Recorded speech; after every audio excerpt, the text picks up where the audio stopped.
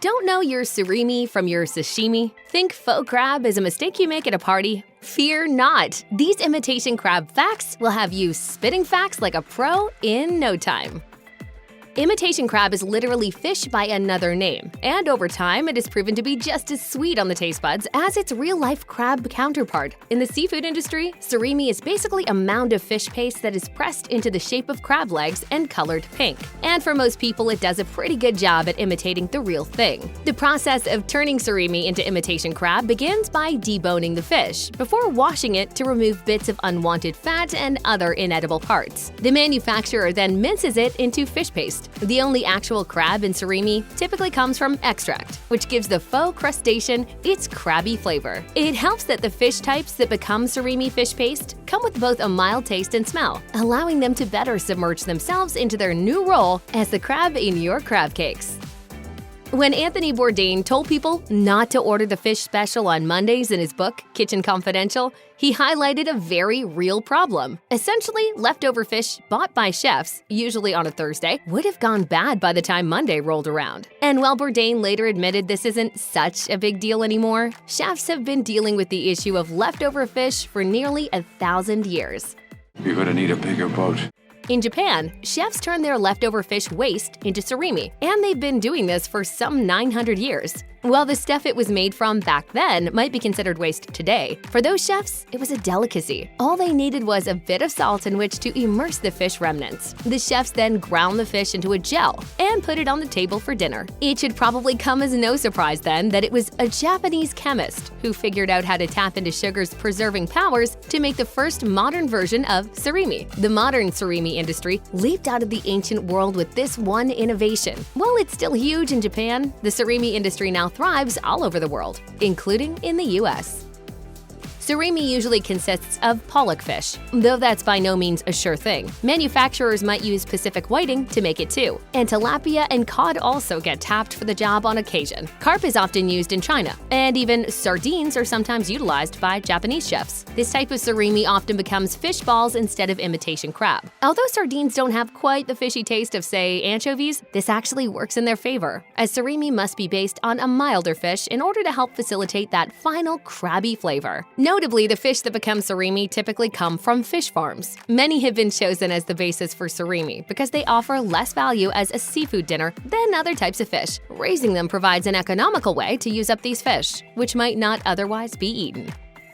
Imitation crab undergoes a somewhat lengthy production process. First, the fish is shredded up or mashed up into a paste. This mixture gets heated up, and eventually the paste is molded into a product that looks something like crab-leg meat. To keep this together, the manufacturer introduces binding agents. Sugar, egg whites, vegetables, or starch may be called upon to do the trick. Of course, without the food dye to make it look a bright, crabby red or orange, it would just look like the inside of fish cakes. So that's added in too. Monosodium glutamate is also tossed in on occasion. Surimi processing has earned it the nickname the hot dog of the sea. It's a fitting nickname too. Tyre Lanier, a food scientist and purveyor of surimi in the US, learned to appreciate the flexibility of surimi as a base for crab cakes after trying to make actual hot dogs from fish parts.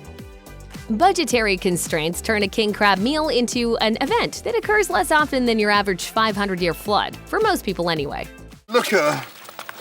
Beautiful.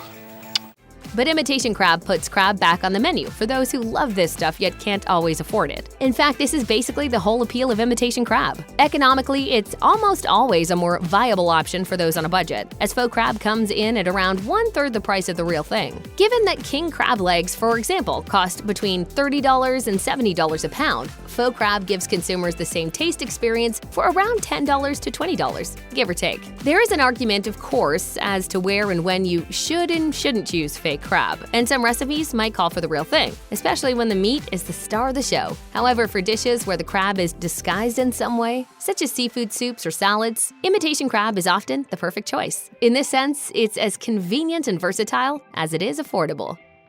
Faux crab is an invention that has saved the wallets of economical seafood diners around the world. However, not everyone rushes to get their share of imitation crab, and a number of people ought to stay away altogether. This includes those who have allergies to ingredients such as eggs and shellfish, as faux crab contains both egg whites and crab flavoring. These two ingredients could set off an allergic reaction in people who can't eat those foods. Some faux crab brands also contain soy, meaning anyone who can't tolerate it will have to strike faux crab from their grocery lists. And that's not all. While imitation crab might be imitation crab, it isn't imitation fish. In fact, it's very much the real stuff, putting it out of reach of those who stick to a vegetarian or vegan diet. Its fish parts, however, do make it a viable option for those who follow a pescatarian diet.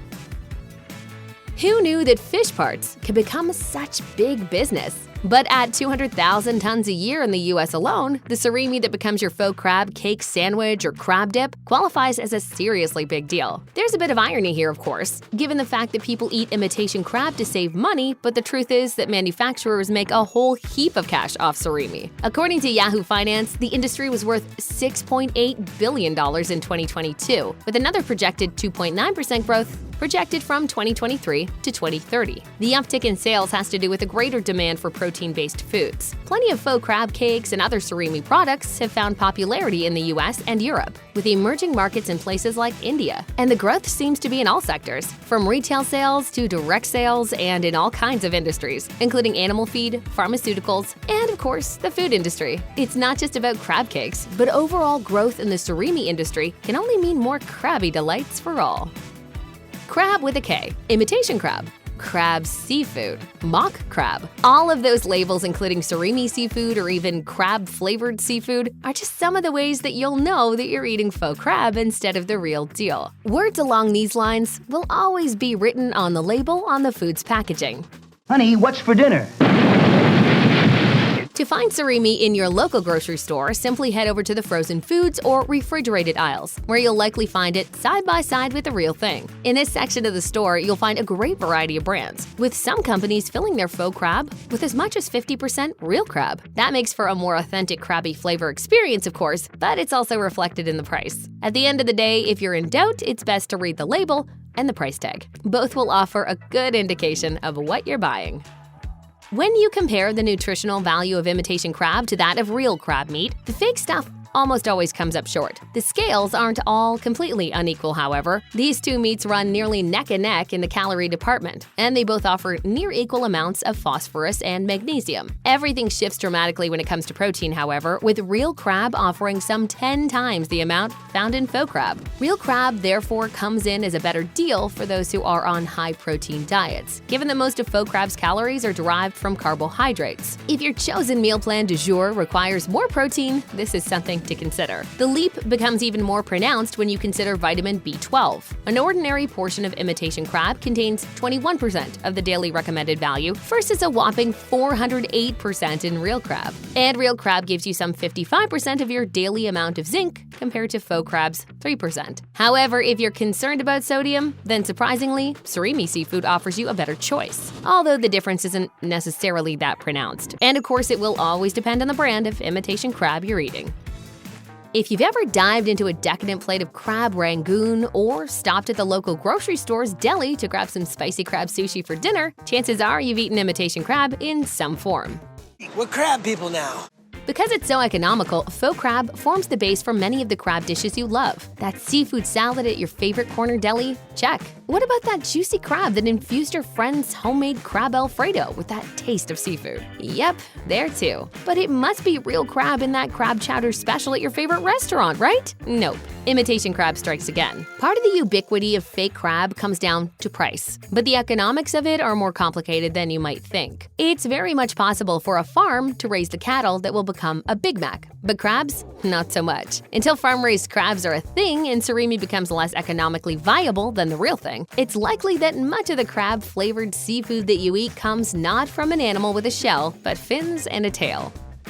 For home cooks and pro chefs alike, faux crab offers a number of benefits. It's like the master key that fits all the locks in the house, or more accurately, the crab that fits all the pots. This is because imitation crab goes in just about every kind of seafood dish your heart might desire. Given that the manufacturer cooks the fish during the processing of fake crab, the simplest way to eat it is just straight out of the package, with a little salt and pepper. And bonus, there's no shell to pick out. It's crab-flavored meat, straight up. And for those who'd like a bit more pizzazz, rustling up a crab-based meal is as easy as anything. For a simple seafood salad, you could chop up some celery, onions, and black olives before adding some ranch dressing or mayo with a little celery salt to taste. Come dinner party time, chopped faux crab, plus Worcestershire sauce, cream cheese, and other fixings make for a mean hot crab dip. While wonton shells stuffed with crab and cream cheese make a good foundation for a tasty crab rangoon recipe. Or you could follow the lead of your favorite restaurant chef and add faux crab to some stuffed spicy crab sushi rolls or crab ravioli. And when the winter winds start to blow and all you want is a hot bowl of soup, imitation crab warms cold bones by adding crab-infused goodness